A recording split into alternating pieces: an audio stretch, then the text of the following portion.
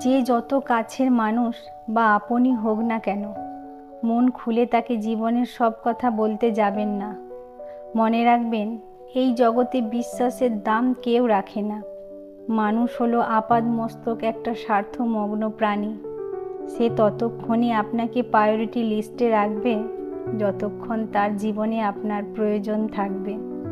আর সেই মুহূর্তে তার এক ফোঁটা স্বার্থ বিঘ্নিত হবে, সে নিজের স্বরূপ ধারণ করে আপনাকে সব রকম উপায়ে আক্রমণ করবে।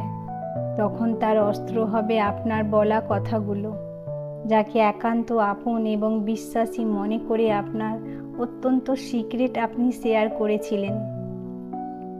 তাকে হাতিয়ার বানিয়ে সে আপনার দুর্বল জায়গায় আঘাত করবে, আপনার শত্রুপক্ষের সঙ্গে ভাব জমাবে এবং আপনাকে প্রতিটি মুহূর্ত বিব্রত করে তুলবে।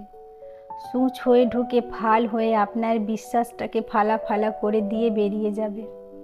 তাই সব কথা শেয়ার করার দরকার নেই। আমরা প্রত্যেকেই বোধহয় মনের সঙ্গে বেশি কথা বলি। থাক না তেমনই কিছু বিষয় শুধু আমাদের মনে, যারা আমাদের মৃত্যুর সঙ্গে সঙ্গে আমাদের দেহের সাথে বিলীন হয়ে যাবে চিতাভস্মে।